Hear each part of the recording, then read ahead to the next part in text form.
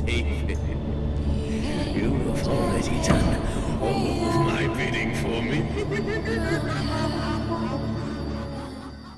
Hello everybody, I'm so glad you're here because today we're going to be talking about the new nightmares of the Mandela Catalog. The Mandela Catalog, as I'm sure many of you are aware, has become a staple of internet horror. The Mandela Catalog, orchestrated by Alex Kister, follows an alternate reality full of creatures known as alternates. And as the series has progressed, we've seen these alternates destroy lives and seen how fierce they are in their stature, overtaking everything from television screens to figures of religion itself. However, at the same time, we've seen the humans who have tried to stand in their way. From people like Lieutenant Thatcher Davis to members of the Bythorn Paranormal Society, it seems that in spite of these alternates' opposition, there's still a few people who won't go down without a fight. And today, we're going to look at those people and the monsters they face in the most recent installments of the Mandela Catalog. Now, this video is my third video in the Mandela Catalog series.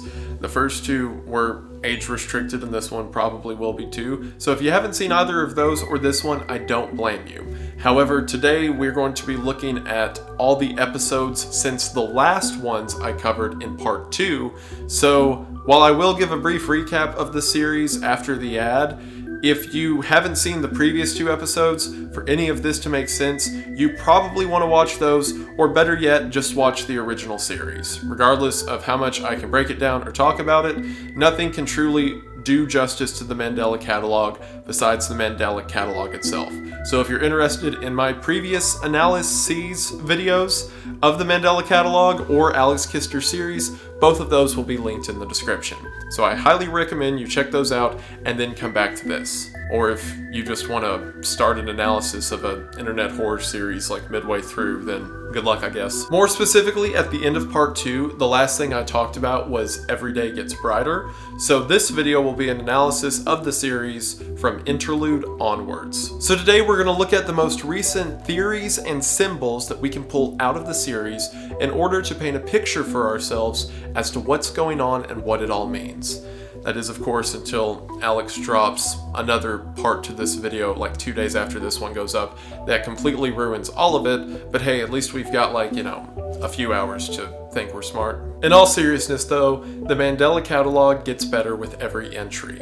With each episode, we see the story, world building, and even technical capabilities of Alex himself expand as time goes on. And I'm so excited to talk about some of those moments with you. And again, if you haven't seen it, I highly recommend you see it for yourself because I don't want to be the one to spoil it. But from what he can deliver in the physical monsters and concepts that are implied throughout the series, to the narrative being so powerful that, as we're going to look at today, 5 words can change everything, is incredible. And I can't wait to get to it, so let's get to it. So if that sounds interesting to you, then stick around as we talk about the new nightmares of the Mandela Catalog. But before we get into that, I want to talk to you all. And I just want to say I'm sorry for not handling this platform the way that I should. And I didn't want to have to make this video, but you all deserve it. So I'm doing this not for me, but for you. And I just wanted to tell you that I'm sorry for not telling you about today's sponsor, Raid Shadow Legends. Raid Shadow Legends is the action RPG that brings the quality of a console title right to your phone. And as someone who has a platform, it's just not right to have this audience and to not talk about things that are important. Like the free-to-play game with over 650 unique champions. With billions of ways to customize your fighters and over 80 million downloads worldwide, you can have countless battles against other players in PvP arenas. Or, one of my favorite aspects of the game, you can fight through the story and bosses of Raid's campaign mode, and then use those characters, shards, and artifacts that you've unlocked in the campaign against other players in battle. You can go to the summoning portal to open your shards, so let's do a couple of those right now. For an ancient shard, I got Spy Master. Okay, he looks like some kind of necromancer soldier, and the fit goes hard. I'm here for it. And while we're here, let's open a sacred shard just to see what we get. We got, ooh, a brawler. Toragi the Frog. Well, this guy looks incredible. Forget that last dude. This is my main man, who I'm inevitably going to kill in a stupid mistake. But for now, he looks awesome. And by joining a clan in Raid, you can fight the clan boss and grind out other challenges with friends or on your own in order to level up your skills and grind your way to the top. With countless collectibles, quests, and even more ways to play, Raid is everything you could want out of an action title right on your phone. And I'm not making this because I feel like I need to. I'm not making this because someone told me I should. I'm making this because I care about you all. And it's not right that I didn't let you know about Raid's new and upcoming events. To all new players, you can win prizes by voting on your favorite starter champion. All you have to do is go to championselect.polarium.com and then enter your player ID, and you can vote for your favorite champion up to February the 10th. One of those champions will be crowned a winner, and the prize winners will be selected through a draw. You can win epic and legendary champions, in-game items, and even Amazon gift cards worth up to $1,000. And returning players can use a promo code on the website to get a free gift as well. And on top of all that, right now Raid Shadow Legends has partnered with MMA fighting champion Ronda Rousey. Meaning right now, new and returning players can get Ronda Rousey's legendary champion for free. All you gotta do is play for 7 days between now and February 20th, and this fighter is all yours. You can also use the promo code RAIDRONDA in-game now for a ton of cool loot. And I'm learning. I'm learning to love myself. I'm learning to love others. And as a show of that love, I want to tell you about Raid's limited time offer. If you haven't started playing Raid Shadow Legends yet, which you should, you can start now by going to the link in the description or scanning this QR code in the top corner to get $35 worth of in-game bonuses for free. That's right, not only can you download Raid for free, but you can get all of this extra cool gear for free as well. I'm talking about the free epic champion, Jotun, 100,000 silver, 50 gems, and 2 epic skill tomes. All of this is available to new players for the next 30 days, and will be waiting for you right here when you log on. So join me and millions of others in the free-to-play mobile game that's the best action title you can find. Again, let's go to the link in the description or scan the QR code to get in now. And thank you for listening to this genuine apology video. Aren't you supposed to have a dog in these? Come here. Come here. Come here. Oh, yep. Oh, there we go. So, download Raid. We're going to go ahead and get into it, but as always, thank you for watching. Before we begin, I'm going to give myself a slight plug and let you all know that a lot of the reaction clips that you're going to see of me freaking out to lore revelations or being scared of the Mandela catalog comes from a live stream over on my second channel. This second channel, Windagang, has been mostly dormant for the past couple years as I've just kind of been keeping it on the back burner as a backup account for when YouTube inevitably nukes this channel. But recently I've been doing some live streams of scary horror games or scary horror series on YouTube and hanging out with some of you guys in chat, and people seem to enjoy it. So if you're interested and want to see reactions like the ones you're going to see today live, then go check that out. The link to it will be in the description. And speaking of the second channel, throughout this video you are going to see glimpses of an interview that I did with Alex Kister. Alex is a personal friend of mine, and he was kind enough to sit down for a couple of hours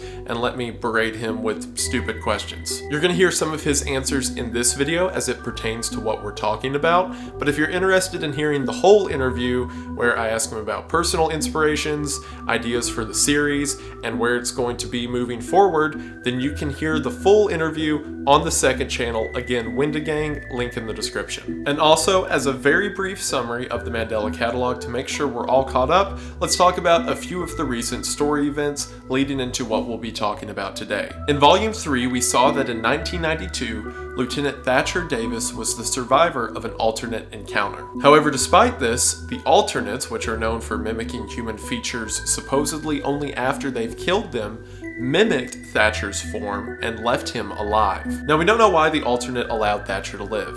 If the alternate's going to assume his form, then it would make sense that he would want Thatcher out of the picture. Hence the phrase he says to Thatcher, "There's not enough room for the two of us, Lieutenant." Actually, we do know now with the recent episode, and I'm going to talk about it today, but I'm building suspense right now. However, it's because of this alternate attack that Thatcher's afraid he'll be killed in the future, so he goes into hiding and the public assumes him dead. Meanwhile, in 2009, we see two members of the Bythorn Paranormal Society, Adam and Jonah, go to a house in order to investigate a paranormal encounter. During this encounter, they get into a fight, and in the aftermath of it, Jonah is killed while Adam confronts an alternate, but somehow is allowed to walk away. These events lead up to the most recent entries of the series, so without further ado, let's get into it, starting with Interlude. Interlude is another one of the short episodes that occur between the larger volumes of the Mandela Catalog. Interlude opens with a series of pictures of houses and the Mandela County Police Department.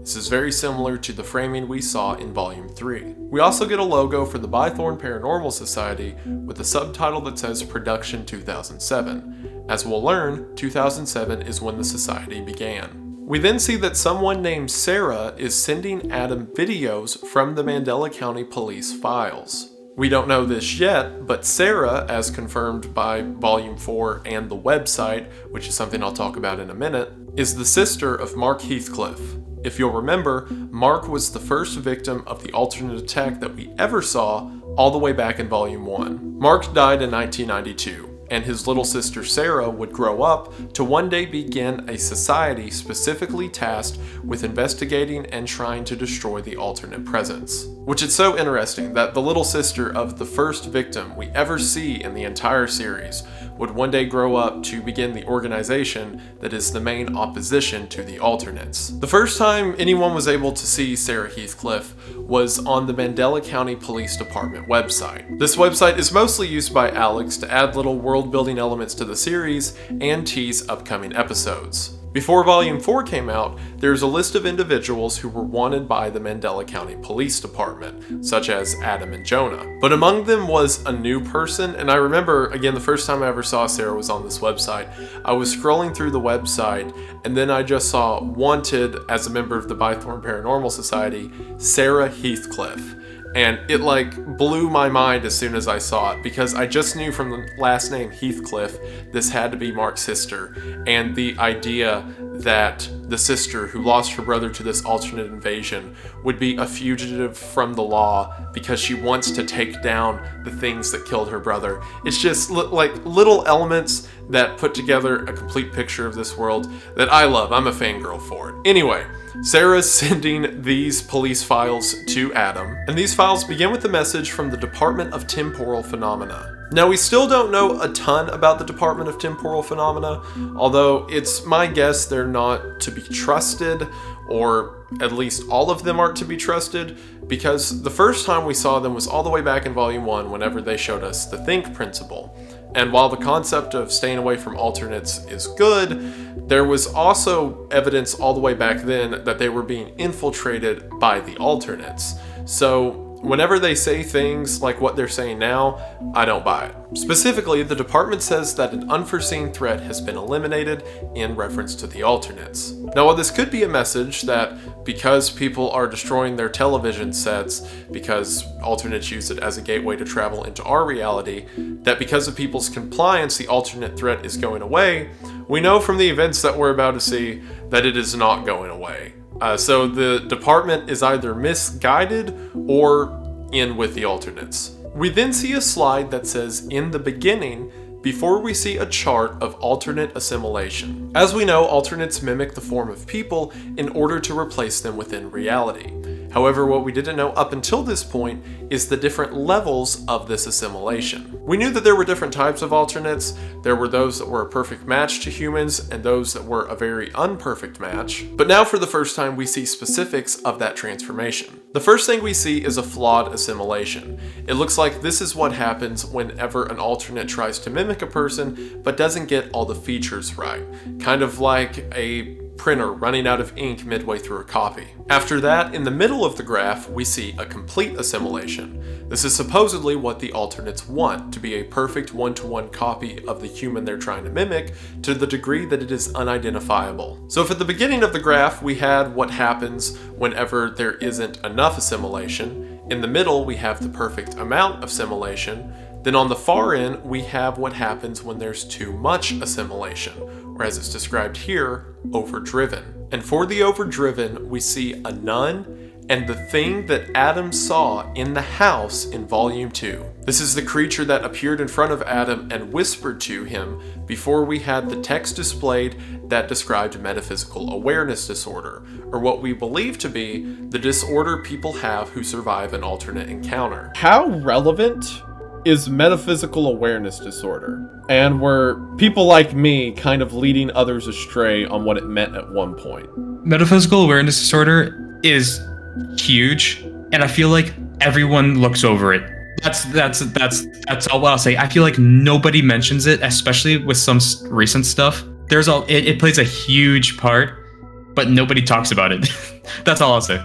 Write that down, write that down. So it seems here that this overdriven alternate has taken on too many details of the nun it tried to mimic. You can kind of make out where these features came from. The white face of the alternate surrounded by the black shroud kind of looks like a nun's headdress. But obviously the details of it have been applied and twisted in a way it was never meant to be, hence overdriven. But if that alternate is a mimic of that nun, then what was it doing in the house with Adam? The screen then cuts and we hear screaming as we see a red outline around the window of Mark's house.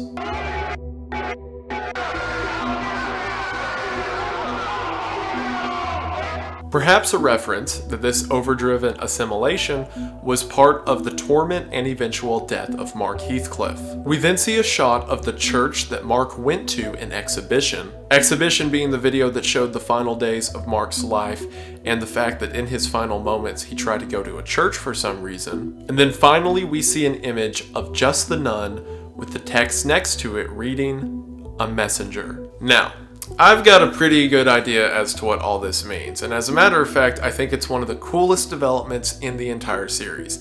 And if this is going where I think it's going, we're all in for a real treat.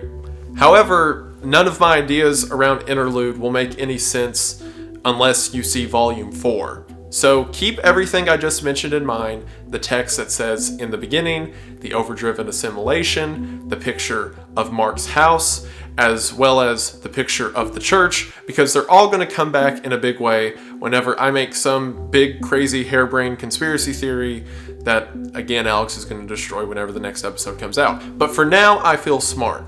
So while I'm feeling smart, I guess, we're going to move in to Volume 4. And as we move into Volume 4, there's a few questions I want you to keep in mind that we're going to try to answer as we get through this. The first one being, as mentioned earlier, especially in Volume 2, Adam is special. We see in Volume 3 that he was responsible for the death of his parents because he allowed the man in the TV to become real, kill them, and eventually kill Lieutenant Davis's partner, Ruth Weaver. Now, of course, Adam was an infant and didn't understand what he was doing. However, that means that Adam is inherently tied to these creatures. And whatever metaphysical awareness disorder or whatever these alternates' grand scheme is, has to somehow correlate with Adam. So why is Adam special, and why doesn't he remember whatever the alternate said he was supposed to remember? The second question I want you to ask yourself is about Thatcher Davis. If Davis was such an important figure in the community, and supposedly one of the only people who can stop the alternates, then why did the alternate in the police station at the end of Volume 3 assimilate him, but allow him to live? And then finally, the final question that arises from Interlude. If this hooded figure is an assimilation of this nun, and this nun is known as a messenger, then she's a messenger for what? And while you're busy trying to put all that together, let's get into Volume 4. Volume 4 opens with a storybook drawing of the 7 days of the biblical creation. We have the normal steps, like God created the light, the water, the land, until while showing the land, whenever the trees begin to sprout out of the earth, we see in the background that the false Gabriel, the main antagonist of this entire series, appears behind a tree in a flash.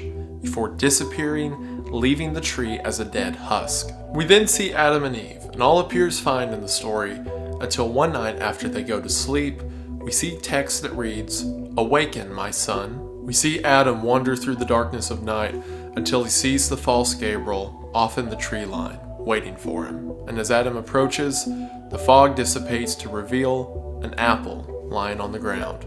After this, we see that Eve wakes up and is terrified that when she stares into the night sky, the man looking back at her isn't the Adam she once knew. We then cut to the modern day with a title card for Volume 4 as we hear radio chatter of people discussing technology and all its benefits. Again, as we know, in the world of the Mandela Catalog, technology has been outlawed as it allows alternates to seep into our reality. We then hear a phone call from Dave Lee, the owner of Mandela Tech. In Volume 3, whenever we saw the video recording of Stanley, the face in the television that made Adam materialize an imaginary friend into the real world, the tape was prefaced with a message by Dave Lee to Lieutenant Thatcher. It seems that Lieutenant Thatcher has been bringing these videotapes to Dave, and Dave has been repairing them and then giving them back to Thatcher. So it seems that Dave is privy to the alternate takeover, or at the very least the alternate's effect on technology. Dave is on the phone with a man named O'Brien,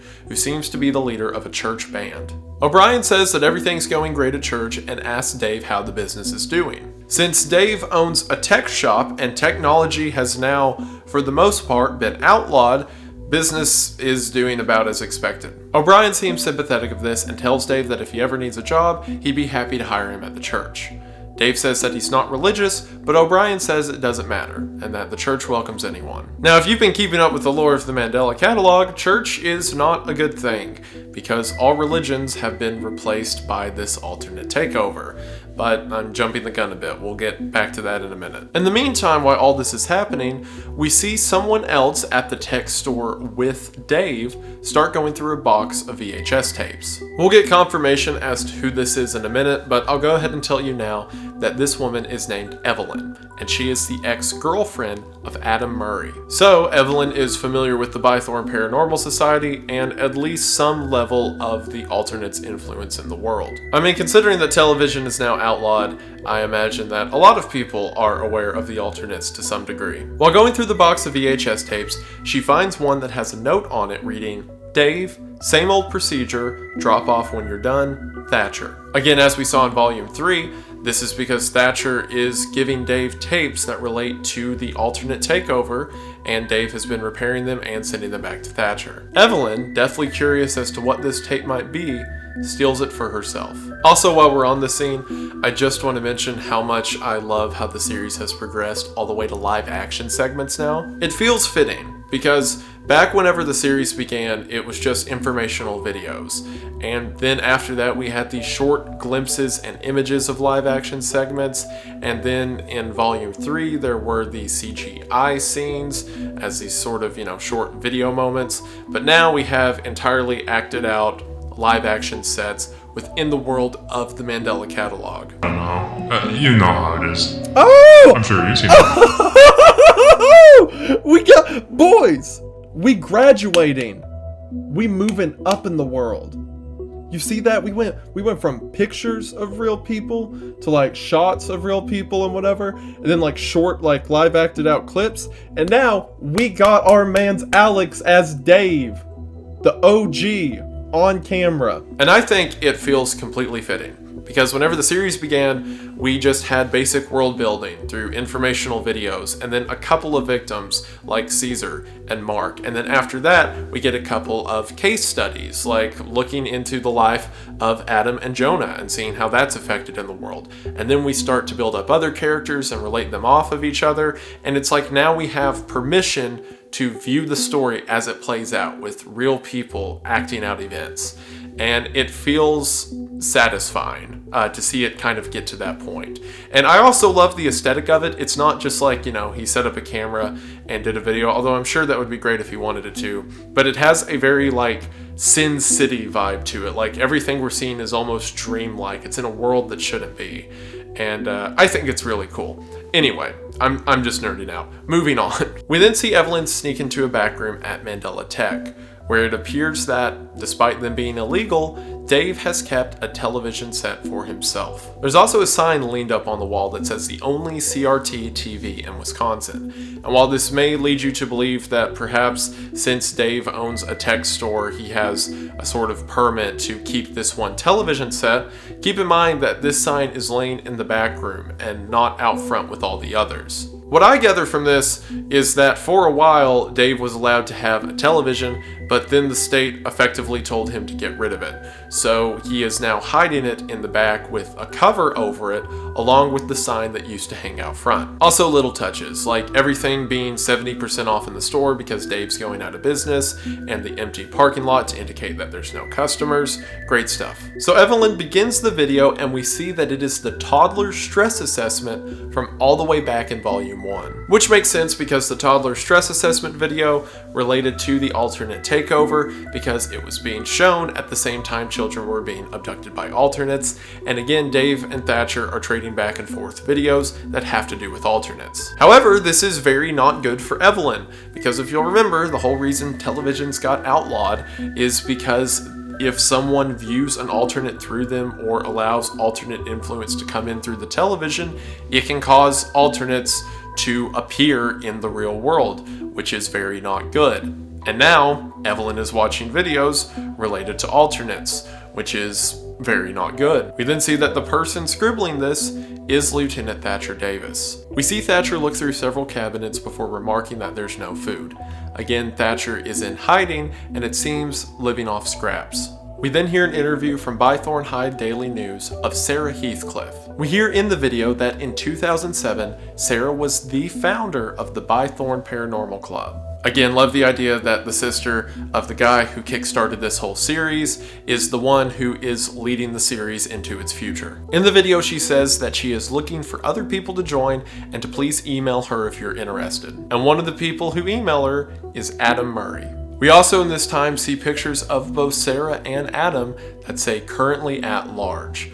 Again, members of the Bythorn Paranormal Society are wanted because they are investigating the alternate invasion, which leads me further into my ideas that authority as a whole, so the Department of Temporal Phenomena, the government, and what have you, are misguided at best, if not actively working with the alternates, or maybe they just are the alternates. We haven't really seen anything of them directly. We've only seen like the videos they put out, like the Department of Temporal Phenomena. Again, while destroying televisions may have been a good idea in the beginning, they were probably corrupted since then, and I imagine trying to take out everyone in the BPS is a bad thing. Unless, well, we'll talk about it. And on July the 10th of 2007, we see that Adam became a member of the Bythorn Paranormal Society, which at the time, since his email says Adam Murray 88, he would have been 19 years old. Adam and Sarah also announced that they are now turning the Bythorn Paranormal Club into the Bythorn Paranormal Society, meaning it's no longer just a little high school club, it is now an investigative group for people of the region. Again, this is all back in 2007, before they became wanted. The events of Volume 2, whenever Jonah died, are in 2009. We then see that on July the 14th of 2007, only 4 days after Adam became a part of the BPS, he takes Sarah on an investigation that he scouted out himself. What is this paranormal encounter that Adam scoped out? A police crime scene. So Adam takes Sarah, a girl he just met, to an active police crime scene and plays an audio lure, which is just noises of people screaming, and as he does, hands of alternates begin to pour out of doorways down the hallway. If you remember, alternates' eventual goal is to assimilate humans, and they most often do that through human suffering, hence the whole there isn't enough room for the two of us, and trying to make people go crazy. So Adam is so gung-ho about finding these things and doesn't care what he has to do it, that he went to a place where someone probably just died to an alternate and then plays noises of people screaming so he can get footage of their hands coming out of the walls. Sarah takes this about as you could imagine. Sarah is furious and says she's never going out on a job with Adam again, and that if he wants to keep doing these investigations, that she'll run everything else, but he's got to find a new partner. As we know, that partner was Jonah, and as we also know, it didn't turn out well for him either. With all that in mind, we then cut to 2 years later, 2009, just after the events of Volume 2. As a matter of fact, we cut to right after the events of Volume 2, with Adam driving home without Jonah in the car. When Adam gets home, we then get a point of view of his computer screen. There's also a lot of questions about what is and isn't allowed in the Mandela catalog, because we've heard from previous stuff that screens and televisions aren't allowed, but now people can just message on computers. Well, from the audio that we heard at the title card at the beginning of Volume 4, we hear what sounds like people on the radio mention that this new digital technology makes their family feel much safer and seems to be more usable and less dangerous. It seems that what was outlawed was analog technology, so old television sets or anything that was not modern digital tech. So it seems that now people are allowed to have things like computers, even though televisions and, as mentioned in Volume 2, things like a GPS are still banned. Further leans back into my theory that the government doesn't know what they're talking about, as they're kind of just picking and choosing what is and isn't allowed. What is the status of technology in the Mandela catalog? There is kind of a difference between the analog and digital laws, I guess you could say. I suppose that's really the most I can say about that as of now. Okay, alright. So basically the stuff that's been outlawed is the stuff that they know the alternates to exist within. Anyway, so the first thing that Adam does when he gets home, remember, a few hours ago, Jonah died. The first thing he does is delete Jonah from his contacts. Which, I had the same reaction whenever I first saw it as I am now. Enjoy. He's gonna remove him because he's dead. Oh my word, so this is Adam. He's removing Jonah because Jonah died. This man is cold-blooded. We see throughout the series that Adam is obsessed with getting to the root of what these alternates are and is willing to do whatever it takes to get footage of them. But when it comes to caring about anything or anyone else, no. We also see Sarah and Evelyn in Adam's recent messages. Evelyn asking if they can talk it through before then sending another message and asking for closure. Again, as mentioned, we're going to see that Evelyn and Adam are exes. Adam ignores this and begins to talk to Sarah, asking if she wants the good news or the bad news first. Good news being that he got some cool footage, bad news being Jonah's dead on the side of the interstate. Adam almost lies and says that Jonah bailed. However, he backtracks and instead decides to tell the truth, albeit passive-aggressively, as he says, Jonah bailed and I'm pretty sure he's dead or something. Sarah is, as you can imagine, upset by this and tells Adam to call her. During the phone call, we find out that Adam was walking back home and came across the abandoned car and supposedly Jonah's lifeless body, and Adam got in the car and drove away. Like, this man is irredeemable.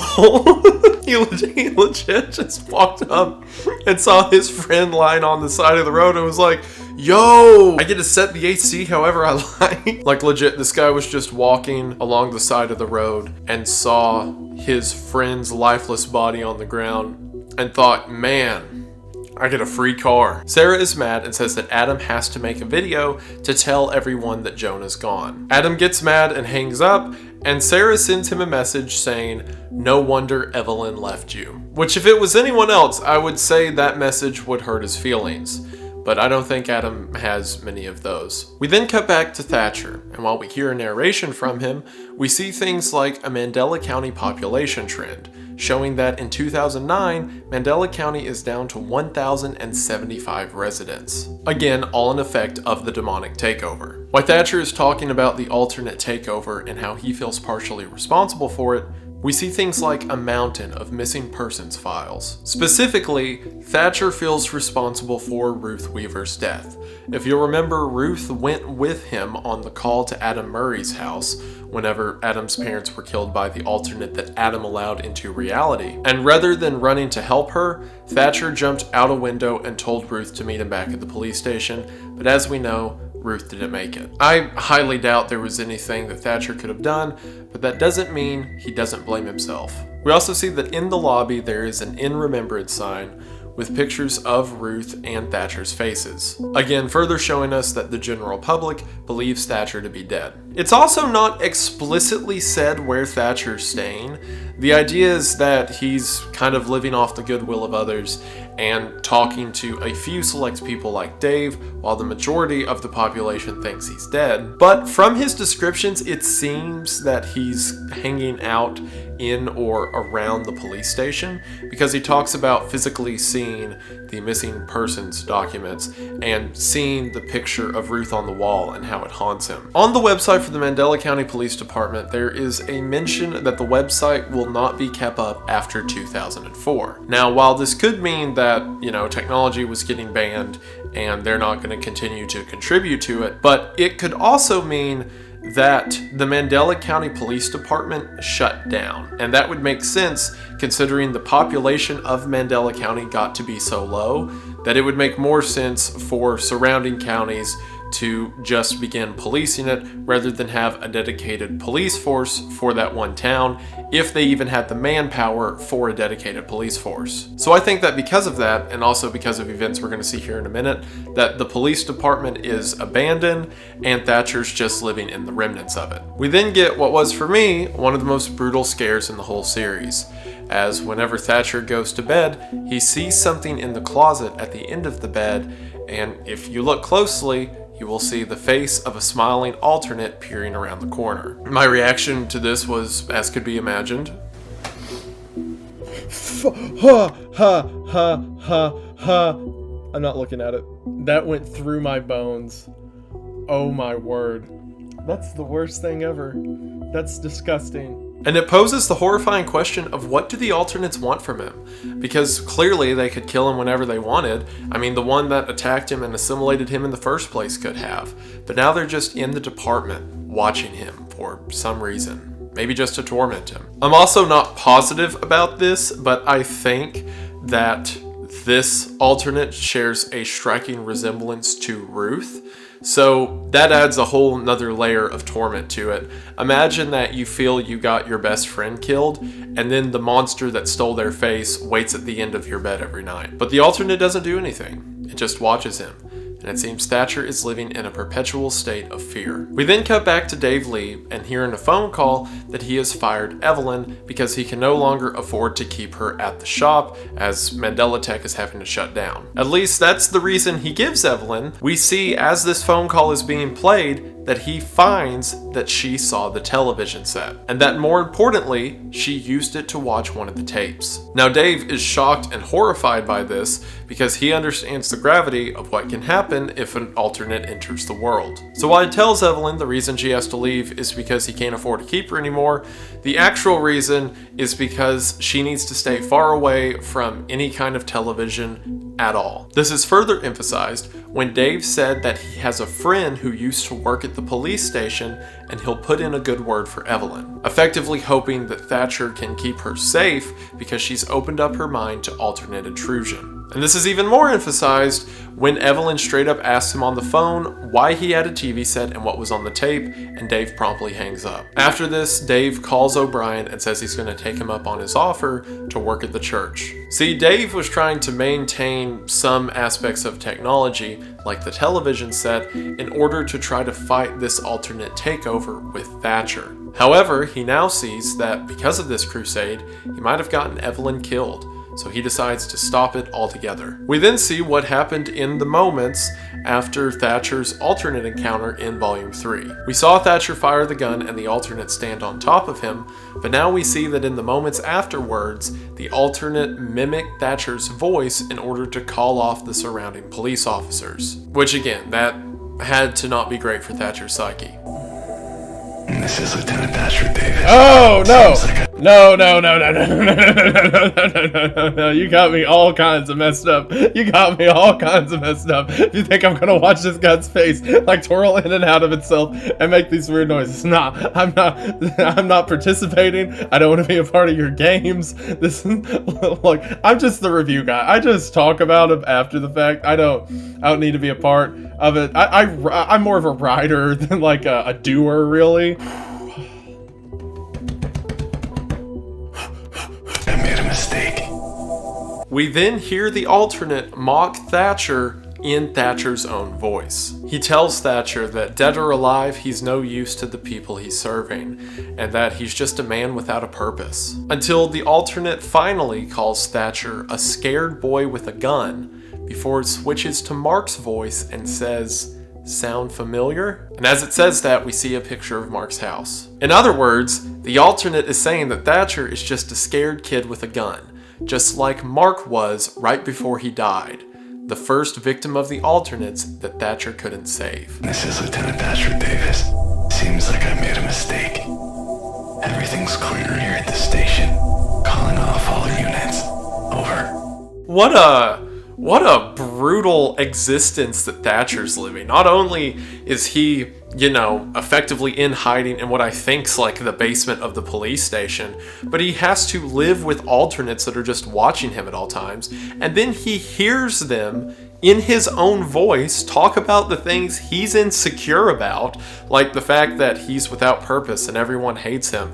And then it calls him a scared boy with a gun, and then is like, yeah, like that kid you got killed. Remember that? In the voice of the kid that died, because he was also a victim of the alternates, so they can use the voice and memories of the child that's dead because of Thatcher to torment Thatcher. There's all this information about alternates giving people information that's not wished to be known, or the fact that alternates can push someone to end it all just by talking to them for long enough and tormenting them with words and fears.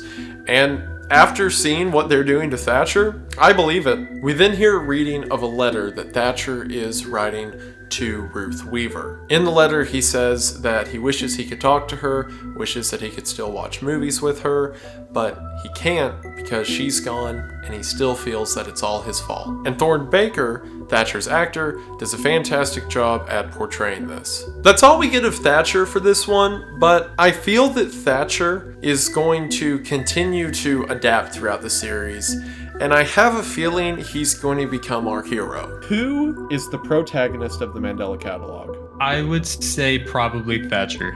Yes! I knew that was the answer! Maybe not the protagonist in a traditional sense. Like, I don't think the story will revolve around his narrative crux, although it might. I don't know where Alex is going to take it. I have a specific theory for how I think that's going to happen, but we've seen that he has a tragedy, right? Like, he started kind of on this pedestal of wanting to help people, but now he feels responsible for the death of his partner, for not being able to help Mark Heathcliff or the other people in Mandela County, and he's let it eat at him. He just sits in the darkness in this slump as literally the monsters from his past surround him constantly. And I think that he is shaping up to get a redemption through action, through overcoming his fear and through fighting now what he couldn't then. And I think he's going to become our cowboy. I have a lot of hopes for Davis. I think he's a cool character. Like I said, Thorne's a great actor, and I'm excited to see where he goes. However, for this episode, I think the much more important development that we see is that of Adam. We then see Sarah's computer screen as she's messaging Adam and asks if he's done with the memorial video for Jonah. Adam says that it's done to make a video. Sarah doesn't care, so Adam sends her what he has, and it's comedically low effort. So then Adam sends the correct file, which opens with a narration from him and a logo that says By Thorne Paranormal Society 2007 with the 2007 crossed out and 2009 written next to it. And as Adam is reading about Jonah's death, the screen says, remember to rate 5 stars and subscribe. Which means Adam is the ultimate apology YouTuber. He got his friend murdered, or at least was complicit or didn't care with the fact that he got murdered. And he's like, yeah, my friend's dead. Anyway, 5 stars. Remember to like, comment, and subscribe. Click the link below to follow me over on... What a Chad. Adam also lies in the eulogy he's reading, as you could imagine, but he also gets some digs at Jonah. He says he brought a lot of positive energy to an otherwise serious organization, which is not a compliment. He also says that Jonah died peacefully, surrounded by his loved ones, when in actuality he was strangled to death by a demon on the side of the highway, which is as far removed from peaceful as you can get. During this playback, the video cuts to what seems to be altered footage. We see the inside of a house with overlaid images of Thatcher's drawings of alternates. A door opens and the camera pushes through. And as we see the in remembrance background, a picture of Evelyn pops up on the screen that says special guest, Evelyn. If it's not readily apparent, this is the alternates manipulating Adam's footage. We then hear a playback of a call from Evelyn where she says that Adam used to be a really nice guy up until he started doing the investigations with Jonah. She says that Adam was always a skeptic, which is why it was so surprising that he became a part of the Bythorn Paranormal Society and became so obsessed with these investigations. She says they got into a fight over it and that Adam told her horrible things she wished she never heard. It seems that after he began his investigation and obsession with alternates, that Adam changed from the person he was into something else. And that when Evelyn, or should I say Eve, looked at him, it wasn't the man she once knew. The image in the frame then cuts from a picture of Evelyn to a picture of Jonah's car on the side of the road from when Jonah died. And we hear Adam saying, supposedly over a phone call or an argument with Evelyn, that he never said that, and that it is messing with his words. He says that the computer or something else is changing what he's saying, and that he doesn't seem to be in control of what other people think they hear from him. And as he begins to say this, it begins to echo, and other versions of his same voice begin to argue over top of each other, before Adam screams over all of them and tells them to stop and shut up before saying, "Get out of my head." Clearly, there's something wrong with Adam, right? We know that when he was a child, his parents were killed by an alternate, and he came into contact with one.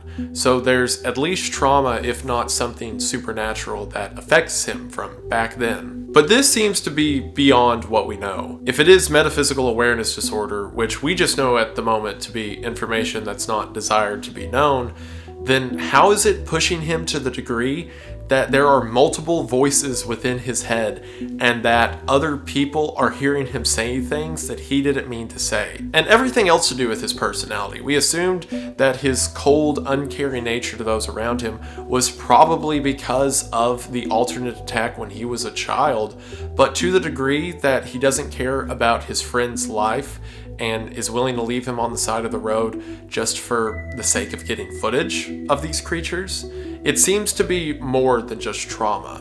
It seems that there's something deeply wrong with Adam, and whatever is wrong with him is about to come to the surface. We then see the introduction for a computer program called Face Studio 2. As explained to us by this very creepy program, Face Studio 2 is a computer software. It takes 3 images of a person's face and then contorts that face to say whatever you want. It seems to be some kind of early generation facial mimicking software. But as we see, it's another tool of the alternate's manipulation. For one, it not only asks for pictures of yourself, but also for your personal information, which will be stored in Face Studio 2's database. Or, in other words, the demonic hive mind. It also says that with Face Studio 2, you can customize your face, or in other words, make it morph and twist into figures that we often see with alternates. Near the end of the introduction, the program even says that it's great that digital technology has come through and saved us all, before it's cut off while saying the phrase,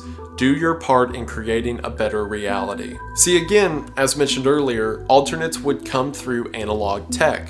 So it's believed by many that digital technology will be a new way to progress society without having to, be possessed and killed by demons all the time. So the alternates are finding new ways to gather people's information, like their names and faces. And Face Studio 2 is one of these examples.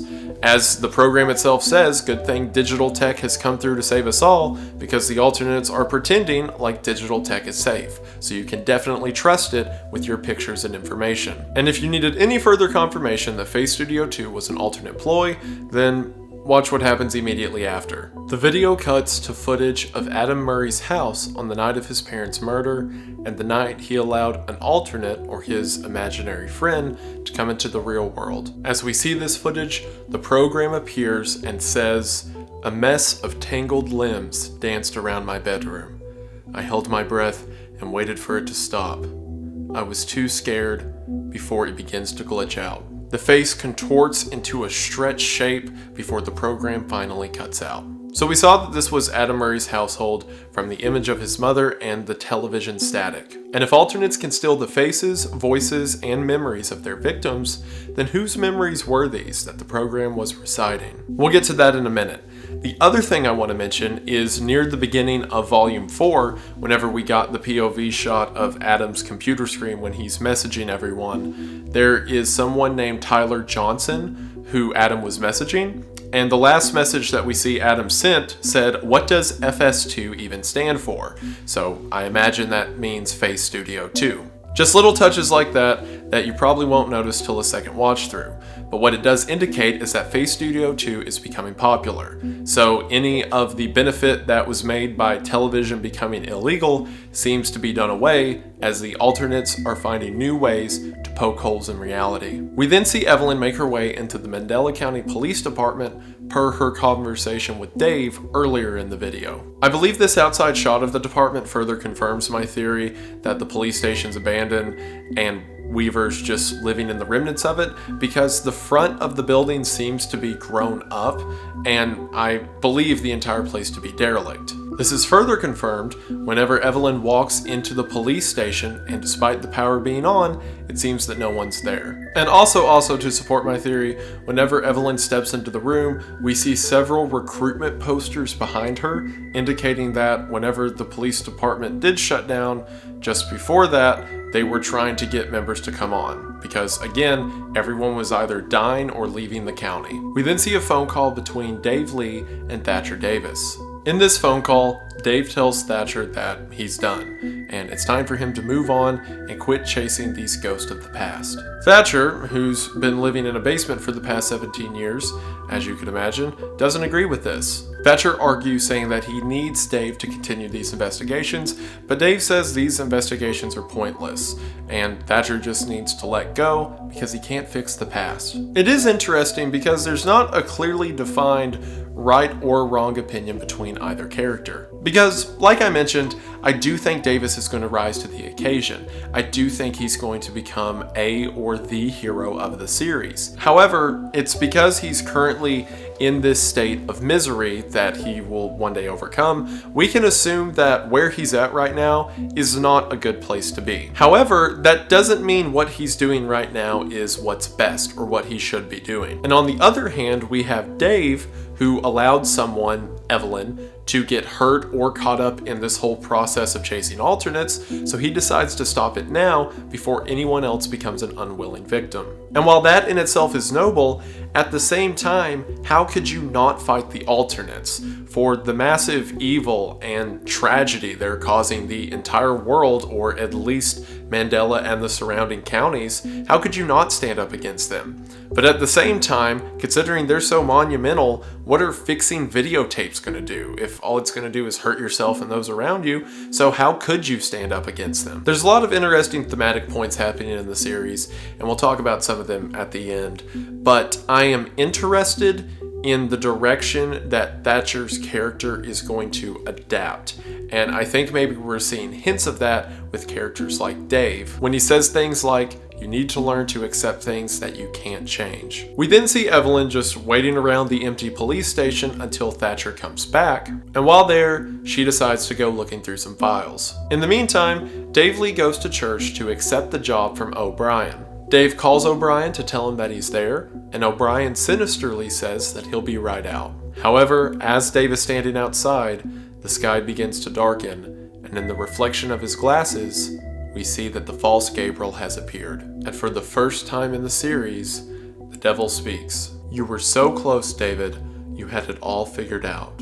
The stage was set for you, yet you still managed to follow the shepherd." We'll talk about the shepherd in a moment, but we need to finish this conversation for now. Dave is confused and asks if this is O'Brien, but the false Gabriel says that he is a fool and it's only a matter of time before he moves on to his cop friend, or Thatcher. He even remarks that it seems that Thatcher's an easy target, which, considering how he's been living, he probably is. Dave says that he's confused and asks what the alternate meant by saying the stage was set for him, and how could he accomplish anything? And the false Gabriel replies, David, you have already done all of my bidding for me.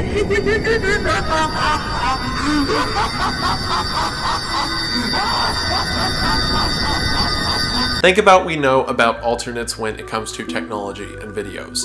They're able to distort and manipulate technology in order to bring themselves through into our world with things like the intruder, or convince a child to let them manifest themselves, or just begin to enter someone's thoughts through technology itself. So with that in mind, think about what Dave and Thatcher have been doing. To them, they've been trying to put together clues and figure out what these alternates are all about. They've been gathering data from things like the toddler stress assessment video and several other clips that we've seen in the volumes of the main series. But all they've been doing is rebuilding the alternates gateway. While they think they've been smuggling technology and hiding from the law in order to fight the good fight, all that they've been doing is making sure the alternates always have a way into our world. And as was seen with Evelyn watching the toddler stress assessment video, it seems that it's still working. Which, what a heartbreaking scenario for these two. Like, Thatcher's been living in hiding for the past 17 years, doing everything he can to fight the alternates while living in constant fear, only for it to be revealed that all he was doing was making them stronger. And Dave, rebuilding these videotapes and what he thinks is putting together evidence, is actually just making sure that these pathways are still alive. It's because of this revelation that in the following moments, Dave drops to his knees and clutches his face, realizing that a lot of the terror that's still happening in the Mandela County is because of him. This also answers the question of Thatcher Davis. Why, whenever the alternate came up to him and attacked him and began to mimic him, did it not just kill him? And why is there an alternate in his closet watching him every night that doesn't just kill him then? It's because they don't need to. If anything, they need to keep him alive because Thatcher is working for them even if he doesn't know it. But now Dave was ready to quit, and he called Thatcher and said he's not making any more tapes, which means now they're no longer useful. So after Dave's realization of what he's done, the false Gabriel kills Dave. No!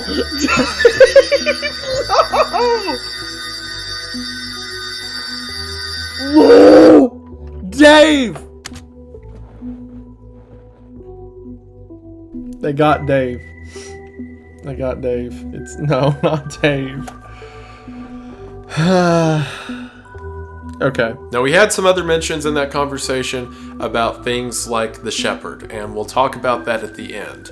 The other thing I want to mention from the scene is that shot of Dave holding his face and the false Gabriel standing in the background is a reference to Alex Kister's biggest inspiration for this series, The Walton Files, another internet horror series which I will probably cover when the next episode comes out. But this scene was made to match this scene from The Walton Files, and I thought it was a very neat reference as someone who loves both and someone who thinks it's really cool that Alex is paying homage to the creator, Martin Walls, that made Alex what he is. So, very cool, Alex. Thank you. Most of my inspirations kind of came from analog horror when it was kind of during its first wave of popularity before I started out, like stuff like Gemini Home Entertainment, Local 58, and especially the Walton Files. That's the one that really kind of gave me the motivation to actually take initiative and actually start my own thing. After this, we cut back to Evelyn going through the police records. Under the file labeled Murray, she finds the divorce agreement of Adam's parents as seen in Volume 3. And underneath the divorce agreement,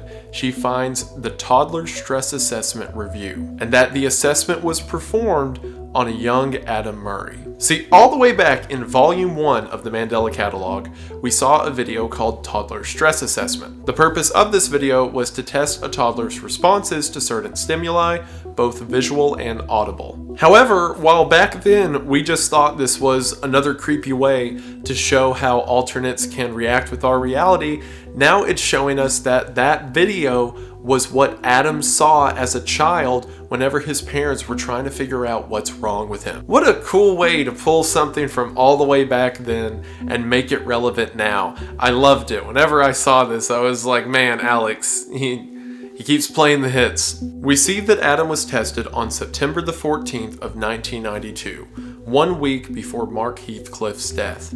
More importantly, we see that Adam scored 0 across the board. In other words, he reacted to nothing that a child should normally react to. This is undoubtedly because of the things he saw and heard from the alternates night after night on his parents' TV. The message in the review says, "Dear Lynn and Jude, your son Adam did not react to any audio or visual stimuli during the assessment.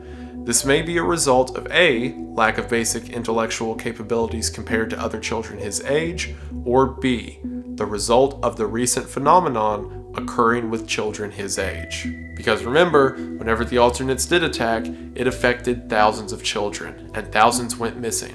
We see cuts of the words on paper interlaced with cuts of Evelyn's eye worriedly reading through them. See, this video opened with Adam and Eve, and in this telling of events, the false Gabriel presented the apple, the tree of knowledge, to Adam, and then Adam took of the knowledge, and Eve suffered the consequences for it.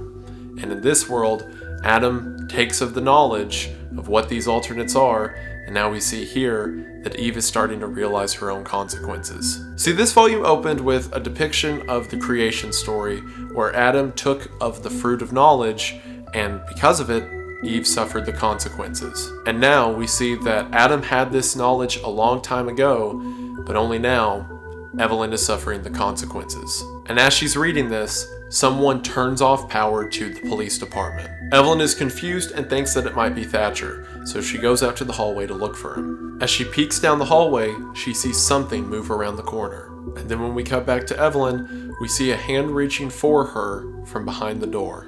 And that is the last we've seen of Evelyn up until this point, so pretty safe to say she's dead. Like, you are trapped in an abandoned police department and the power's out and you're being surrounded by alternates. There's not a lot of good ways that story ends. Now, we might see her again in the series, but if we do see her, I can almost guarantee you it will be an alternate. Again, these things kill people and take their place, and it would be beneficial to take the place of someone who's so connected to the Bythorn Paranormal Society. So yeah, more than likely, she's super dead. The only way I could see her being alive is if that was a fake out there at the end. Because earlier in the video, whenever Adam took Sarah to the house back in 2007, and the arms come from around the doorways, that's to show us that an arm can be symbolic of an alternate's presence, or at least looking back, we can take that from the scene. So whenever we see the arm peer around the door to grab Evelyn, we're supposed to think, oh, that's an alternate grabbing her. There is the slight chance, however, that it might be a fake out, and that was Thatcher's arm. Maybe he turned off the power because he knew that alternate was about to get Evelyn, or maybe the alternate threw out the power, so he's just trying to get her out of there, which I'm pretty much writing fan fiction at this point. I'm just theorizing ways she could maybe be alive. So perhaps that was a purposeful fake out and that was Thatcher's hand, but if that was the case, then the next time we see Evelyn, it will probably be with Thatcher and some line like, "Oh, I'm really glad you got me out of that police station." So if we see that, she's fine. But if we just see Evelyn in Volume 5 and she's like, "Hi friends, it's very good to see you," kill it. Shoot it. That is not Evelyn. Burn it right now. "Hi, I'm Evelyn. I can be trusted." We then cut back to the conversation between Adam and Sarah, only this time from Adam's point of view. Before Adam can respond to Sarah, he gets a message from a spam account that says they've been trying to reach Adam Murray. As Adam begins to reply, the stranger's profile picture becomes an image of the intruder. The screen tears away as we're taken into a video of the intruder speaking to Adam. For one, the effects of this scene are perfect. The intruders are an amalgamation of people's faces, and to see this broken clay model with an eye periodically rolling forward and then back into its skull, as its mouth and facial expressions don't quite match as it tries to mimic what it thinks humanity is. It's perfect. And it's here that we get the most important dialogue in the entire series to date. The alternate begins by telling Adam that when he was a young boy, the television would comfort him. And more specifically, the alternates acting through the television became his friends. The intruder asks Adam, "Do you remember my face?" And we see a quick flash of Stanley, the face that made Adam think of an imaginary friend that came to life and killed his parents. He then says, through contorted flesh and broken bones, I made myself known, as we see a quick flash of the face on the television from Intruder Alert. This line about contorted flesh and broken bones is the same line we heard during the Face Studio 2 segment from the program as it was speaking over the footage of Adam's room. The intruder says, do you remember my touch? I cradled him in my arms, my sweet boy. I took him away. Do you remember that night, Murray? Do you remember my touch? I cradled him in my arms, my sweet boy. I took him away. Do you remember that night, Murray? Now, of course, the intruder's talking about Adam. Everything up until this point has been about the night the intruder came into Adam's house and made himself physical and killed Adam's parents. But what's this part about the intruder carrying him away? We've understood up until this point that Adam manifested the intruder into our plane of existence, and that his parents were killed, and that he probably had some physical interaction with them because that's what gave him metaphysical awareness disorder.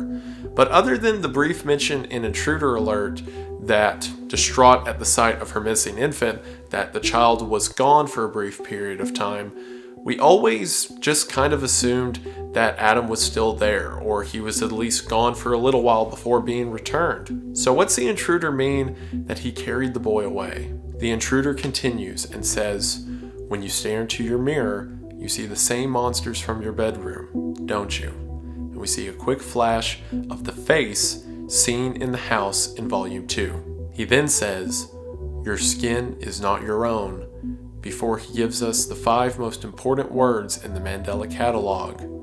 You're not the real you. Every time that Adam looks into the mirror, he sees the same monster that was in his room that night. But not because he's tormented by the memories of it, he's tormented by the presence of it. We thought that all those years back in 1992 that all the children who disappeared were taken away from some time before being delivered back to their families, and that whatever these children saw surely traumatized them, and that must be what metaphysical awareness disorder is.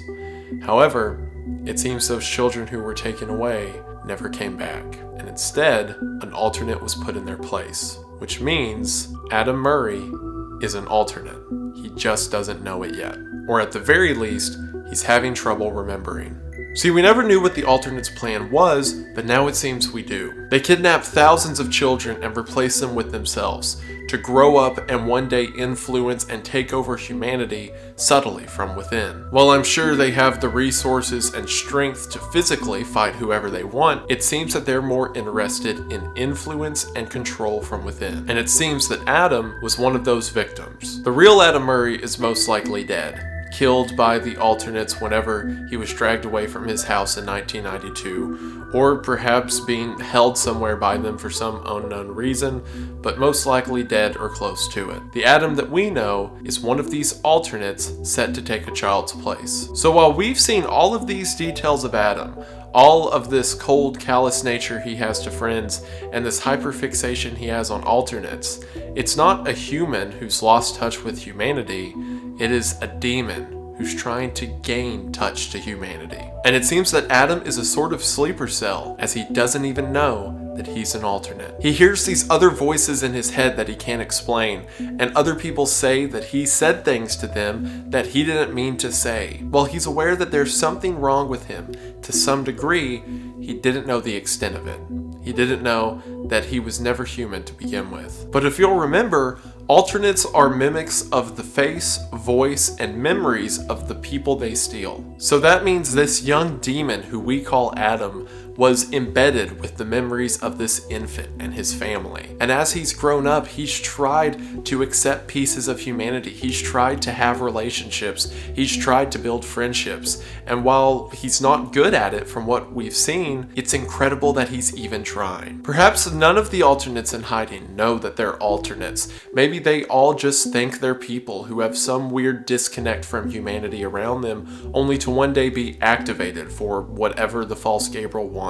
Or maybe, like I said earlier, Adam's special. Maybe he's different. Maybe he has, for some reason, tried to fall back in with humanity despite his nature being the complete opposite of it. Back in Volume 2, whenever Adam encountered the alternate in the house, the alternate said that he is a fool for following the shepherd. Again, we'll talk about the shepherd in a minute. But the alternate says to follow my voice instead, and says, wake up, Adam, don't make me wake the others. See, at the time, we figured that he was telling Adam to just give in to the alternates, and when he said wake the others, that he was talking about waking other alternates like the alternate itself that was confronting Adam. But what he was actually saying is Adam is an alternate who has forgot his purpose, and if he doesn't wake up, he is going to wake up all these other alternates who have either forgotten their purpose or have just been dormant as a sleeper cell. It adds levels of complexity and intrigue to the series that blow my mind. And it's also been incredibly well hinted in the background, but up until now, we didn't see them as hints. But looking back now, they're so obviously hints. Like, for example, look at this character design of the alternate that the intruder says Adam sees every time he looks in the mirror, and the same thing that he saw in the house back in Volume 2. And now look at a picture of Adam. It's very clear that the alternate is just a distorted version of Adam himself. And again, going all the way back to Volume 1, if you remember the think principle from the Department of Temporal Phenomena, remember that K stood for know your place in reality. And while this is applicable for people who are facing doppelgangers, think about people who are experiencing metaphysical awareness disorder. The thing that we just thought meant that you were traumatized from experiencing an alternate attack. When, as we see with Adam, it means you are an alternate. In other words, it seems that Adam forgot to know his place in reality. So that is by far the biggest bombshell we've had in the series. You're not the real you. Everything that we know about how the alternates work, to what Adam, arguably our main character of the series, is going through, is because he is not a human fighting the alternates. He is an alternate who is being both tethered to what he wants to be or what he thinks he should be with humanity and his true calling as an alternate. But despite having this inert desire he can't explain and doesn't make sense for himself to be so invested and obsessed with these alternates, he still somehow pushes back against them because he's continuing to follow the shepherd, which we'll talk about in a minute.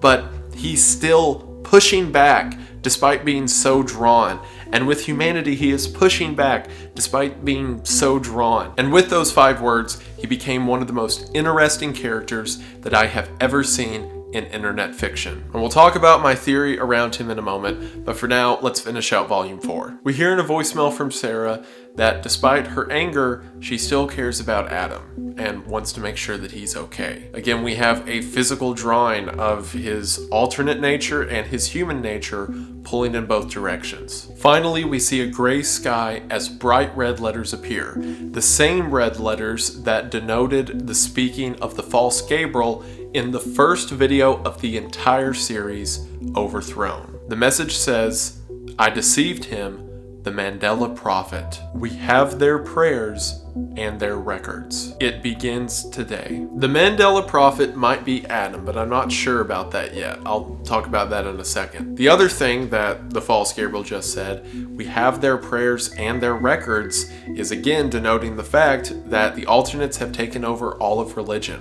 So anyone who prays to what they think is God is giving their faith to these creatures. And as shown with things like the face recognition program, and as shown with Face Studio 2, people are physically giving over their bodies and information to these creatures. So it seems that with the public giving their spirit and form, the alternates are ready to attack. We then see 3 images of Adam Murray in the same style that Face Studio 2 recommended earlier to give your information to the program, confirming for us that Adam is a part of the alternates game. And with that, we have the end of the Mandela Catalog Volume 4. So that was a lot, especially there at the end. So let's try to break some of it down. Whenever the false Gabriel says, I deceived him, the Mandela Prophet, I am pretty sure that is referring to Adam, because it seems that Adam is their front runner, or at least their first pick, to lead whatever kind of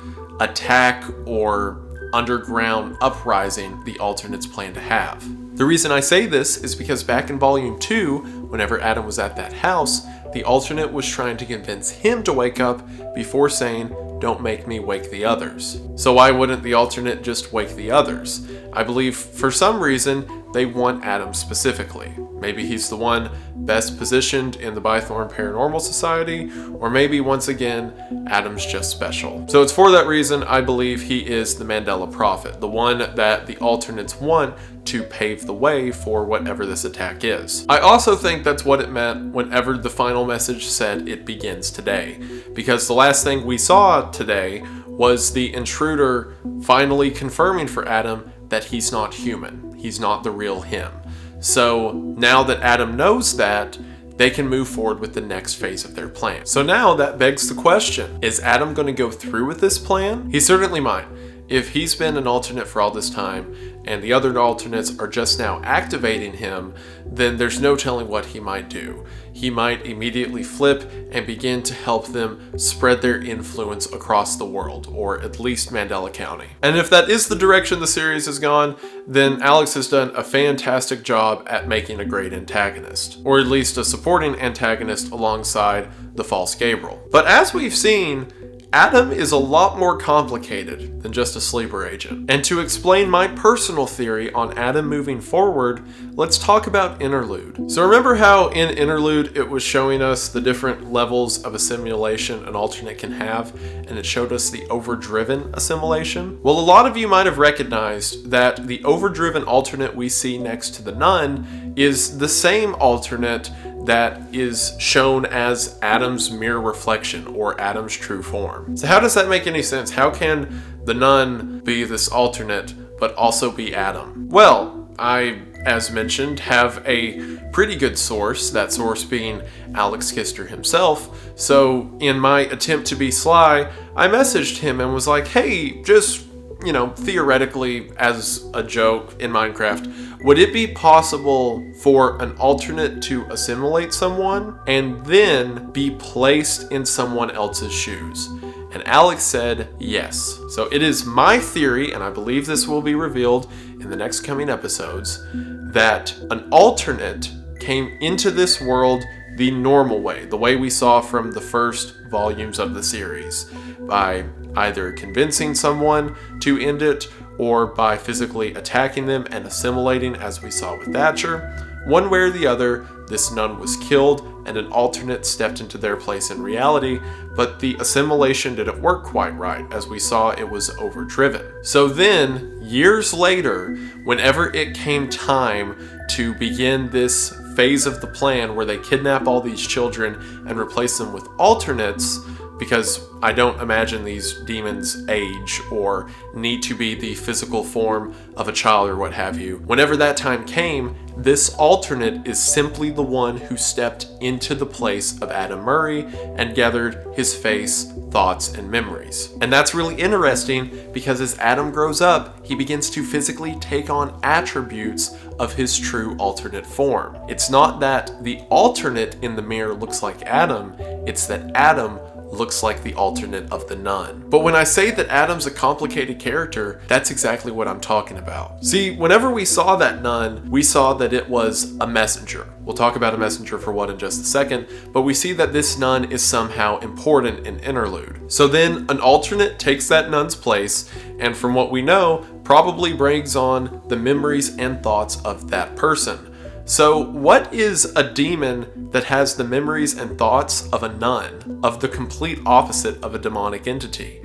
So that alternate lives for a while and then gets placed in the role of a child who has, again, very non-demonic thoughts and ideas, and then begins to grow up in a community of friends and people who care about him, people like Sarah and Evelyn, who want to make sure that he's doing okay. What is a demon who's been so ripped apart with the ideas of humanity that he doesn't remember he's a demon anymore? I mean, we clearly see that parts of the young Adam's memory were maintained. The audio about a dangling man around his bed that is mentioned by both the program in Face Studio 2 and the intruder are both memories of the young Adam Murray. So the alternate collective, at least, still remembers the human that was Adam.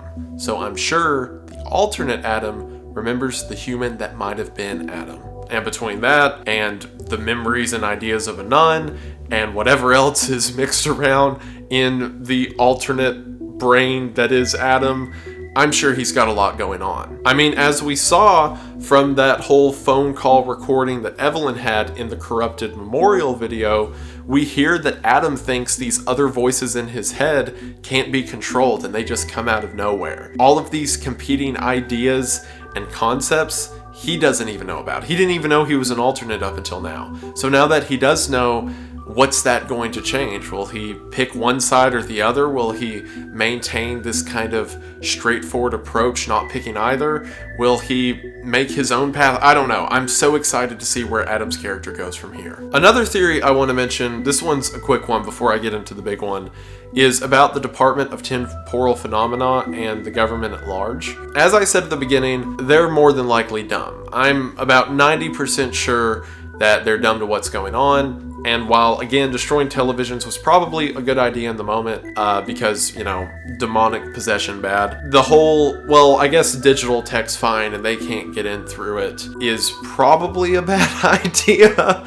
And doing things like trying to arrest the Bythorn Paranormal Society makes them out to be the bad guys. But my slight counter theory to that is, what if they know a whole lot more than we think they do? We really know nothing about them, so it's hard to say that we don't think they know a lot, but we haven't seen that they know a lot. So what if they know that the Bythorn Paranormal Society is harboring an alternate in the form of Adam, or they know that they might be harboring an alternate because they're passing around information about alternates and they're proliferating them and they should stop talking about them. So what if the government knows that the BPS is a problem because even though we like them, it is true that one of them is an alternate? If it's revealed later in the series, I'm just giving you this tidbit now, so that if later it seems that the Department of Temporal Phenomena were way ahead of their game and knew a lot of this going in, this is just my little I told you so. And then for my last theory, I want to talk about what I think is going to be the most crucial and coolest factor of the Mandela catalog moving forward: the shepherd. The shepherd is a concept that has been teased at a lot, but we still don't know a ton about. The first time we hear it definitively mentioned is in Volume 2, whenever the alternate says, "You followed the shepherd, you are a fool," to Adam. Now, for what we know now, Adam is an alternate, and he seemingly hasn't been following anyone other than his desire to go on these alternate investigations. So what does this alternate mean whenever he says that Adam's been following the shepherd? And furthermore, in Volume 4, the shepherd gets mentioned again whenever the false Gabriel is talking to Dave and says that despite everything being laid out for him, Dave followed the shepherd. Now, that also doesn't make sense for the shepherd to be a lone individual because, for one, Adam and the combination of Dave and Thatcher, which is what the false Gabriel mentions. He says that Thatcher and Dave have not followed the shepherd,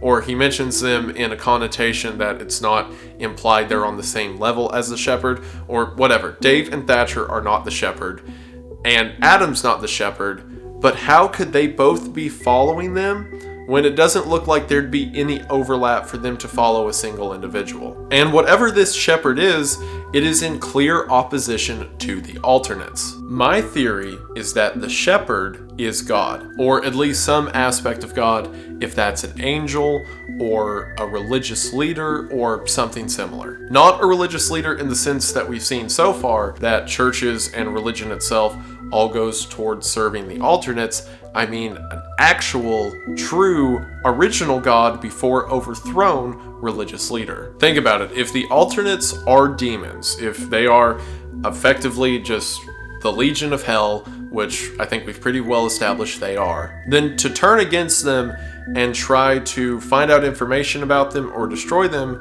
would be to go against hell, which naturally means you're allying yourself with the army of heaven. And while we saw in Overthrown that they were overthrown, and there's a mention of the white text in the sky that figures of the Bible have been committed to a sort of solitude, that doesn't mean they're dead, especially not in the modern sense. If they were chained up or locked away for some long period of time, what's to say they're not active now? And as this plan of the alternates is going into effect, I think we're going to see whatever the shepherd is. We're already getting hints about it.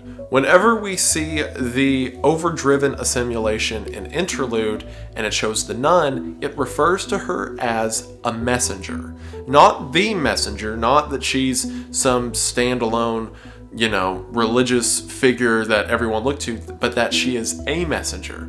And a messenger of what?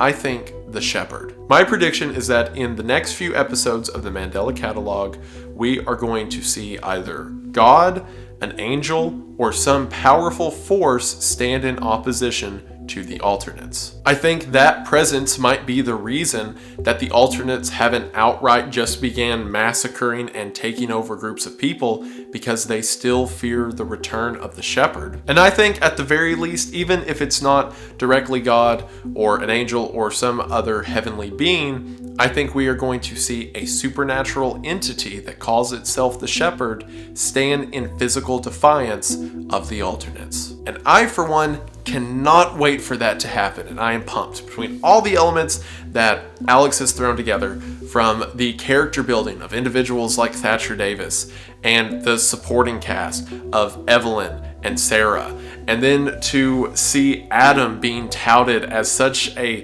complicated and multi-layered creature, effectively, that is both human and demon in equal parts, and to see or wonder where he's going to go in the future, and then these implications of a greater world and a greater war happening beyond us, and to imagine that all of these horrible things, the intruder, the false Gabriel, that all of them that's caused so much fear and misery are still fighting something known as the shepherd, something we don't even know what it is yet.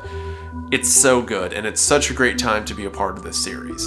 And as someone who really began his channel, or at least began the early days of his channel, off the Mandela Catalog, and to get to know Alex and to see him grow as a creator and to see all of this happen, it is incredible. I am so pumped. I'm so pumped to see where it goes from now. I'm so pumped for him to make future videos about it and destroy my theories, which will be fine, because I'm sure whatever he has in mind is better than whatever I have in mind. And I just, man, it's so cool to watch this happen. As you can tell, I'm into it. I'm obviously a nerd for it, but really, to Alex and the cast and the editors and the artist and everyone who's putting this together, thank you. It really means a lot to get to watch this series happen and get to be a small part of it, analyzing and talking about it to people at large. And again, to Alex and everyone else who gives me the time of day, thank you so much. It's really cool. I'm really happy to be a part of stories like this. Storytelling is such an art that, has been around for longer than we have. And to get to see one form and take shape and expand and grow, like in real time, and get to talk to people as it happens and watch both the technical elements and the lore elements of it just continue to blow up, and to see it expand from this little video I found on YouTube to a phenomenon that everyone's talking about.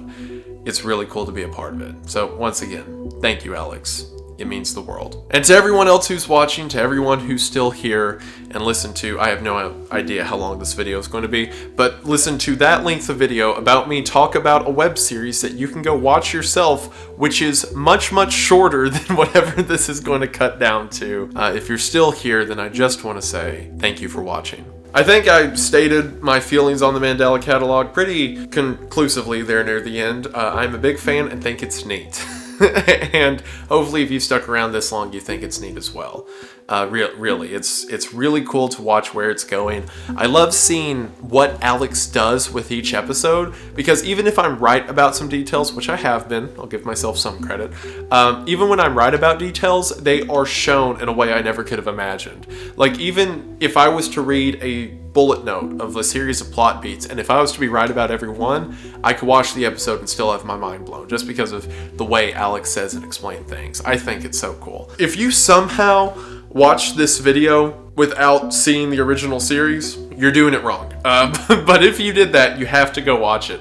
Because regardless of how much I fangirl over it, I'm not going to do it justice. I'm not going to do the nuance, the themes, the way he sets up his shots, the colors, the lighting, all of it. It speaks volumes that I can make a 20-hour video on and never get fully across. And I think it's something that deserves to be looked at. And again, go check it out. Link will be in the description. Again, if you want to see my initial reaction, which you've probably seen some clips of in this video, but if you want to see the whole thing, that VOD will be on my second channel, Wendigang, which is also linked in the description. And if you want to hear the entire interview I did with Alex, which honestly may be about the length of this video, I'm not sure which will be longer at this point. I've been recording for a long time. But if you want to see that whole interview, Alex is a great guy, and I think we had a great time talking to each other, or at least I did. I hope he did. That will be over on the second channel, Wendigang, as well. Go check that out. So what all did I give you as homework? Alex's channel, and then my second channel to see more stuff about Alex. Yeah. I feel bad shouting myself out a lot, but I think as long as it's focusing on Alex, that'll be fine. But really, the Mandela catalog is cool, and I hope you all enjoyed it. This is also my first video of the new year, so Happy New Year to everyone. I really appreciate you guys, by the way. I kind of took a couple weeks off there just to see all my family that came in for the holidays, and then I've been pretty pedal to the metal for the last several months, getting videos up and then working on the film. So it was nice after all that was done to spend time with my family and kind of take a week break in the beginning of January. So now I'm back at it. I'm put my nose back to the grindstone. I've got this video, and then I'm going to, knock on wood, attempt to get 2 more out by the end of January. So look forward to that. Hopefully we'll see how that goes, but I'm back at it. But I really want to say, like, I have a very blessed lifestyle because of you guys who watch my video. You all are a blessing coming here and supporting me, and the fact that you've supported me to the degree that I can take time off to spend with my family, which is a blessing I know not a lot of people get, and then I can also take time off to myself to just relax, to kind of get myself geared up for both, you know, planning and just mentally for 2023, because I've got a lot of really cool stuff planned this year, and if it goes well, I think you're gonna love it. I'm certainly gonna love doing it, so hopefully you love watching it. But just the fact that you guys have granted me an opportunity that I can take some time off, both financially and, you know, supportingly, by way of support with watching my videos, it means the world. It's a privilege not a lot of people get, but a lot of people want. And I don't take that lightly. I sincerely thank you all for that, and thank you for watching. So with that, it's pretty late. I'm gonna get these videos sent off to Caitlin. Thank you so much, Caitlin, for editing this video. I hope she's still gonna edit it, or else I'm gonna have to do it myself, and that's gonna hurt. But thank you, Caitlin, for editing. I really appreciate it. And again, thank you everyone for watching. So I'm gonna get to work on that and a couple other videos I have planned to come out soon. Hopefully you enjoy them. But that should do it for now. So I just want to say thank you for watching. I hope that you enjoyed, and I will see you in the next one. Bye!